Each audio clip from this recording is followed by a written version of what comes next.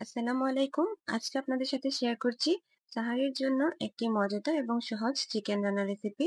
তো প্যানে আমি তেল দিয়ে দিয়েছি, সাথে দিয়ে দিয়েছি হাফ কাপ মতো পেঁয়াজ কুচি আর দিয়ে দিয়েছি পরিমাণ মতো লবণ। এখন ভেজে নিচ্ছি। লবণটা পেঁয়াজের সাথে দিয়ে দিলে পেঁয়াজটা খুব তাড়াতাড়ি ভাজা হয়ে যায়। এই যে পেঁয়াজটা টাইপ করে পেঁয়াজটা কিন্তু ভেজে নিয়েছি। এখন আগে থেকে ধুয়ে রাখা চিকেনটা আমি দিয়ে দিয়েছি। এখন পেঁয়াজের সাথে চিকেনটাকেও কিছুক্ষণ ভেজে নিচ্ছি। চিকেনটা হালকা ভাজা হয়ে গেলে আমি এখানে গ্রেট করে নেওয়া পেঁয়াজ আর আদা দিয়ে দিচ্ছি। এখন এগুলো চিকেনের সাথে কিছুক্ষণ ভেজে নিব।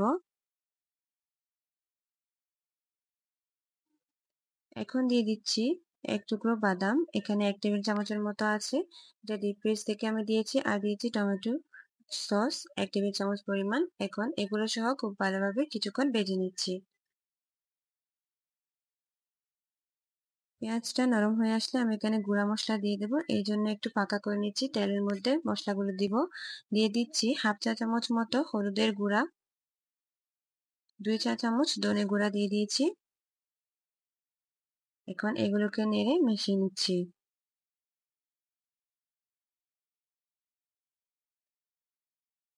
এখন দিয়ে দিচ্ছি 1 চা চামচ লাল মরিচের গুঁড়া। আবারও ভালোভাবে নেড়ে চেড়ে দিচ্ছি।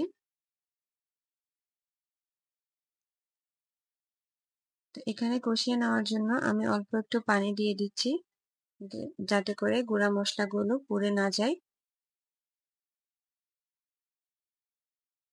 তো পানিটা দিয়ে প্রায় 4-5 মিনিট মতো আমি এটাকে কষিয়ে নিচ্ছি। তো বেশ কিছুক্ষণ কষিয়ে নেওয়ার পর আমি ঝোলের জন্য পানিটা দিয়ে দিয়েছি আর হাফ কাপের মতো দুধ দিয়ে দিচ্ছি। এখন এটাকে বেশ কিছুক্ষণ সময় নিয়ে রান্না করে নিচ্ছি। তো বেশ কিছুক্ষণ রান্না করে নেওয়ার পর এখন আমি এখানে দিয়ে দিচ্ছি পেঁয়াজ পাতা কুচি আর টমেটো। আমি আরো কিছুক্ষণ এটাকে এভাবে রান্না করে ঝোলটা কিছুটা শুকিয়ে নিব।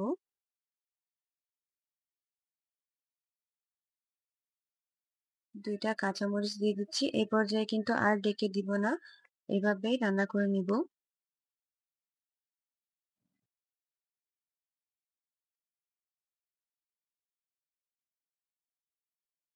তো প্রায় 10 মিনিট রান্না করে নেওয়ার পর ঝোলটা কিছুটা শুকিয়ে এসেছে। এই পর্যায়ে আমি ধনেপাতা কুচি দিয়ে দিচ্ছি।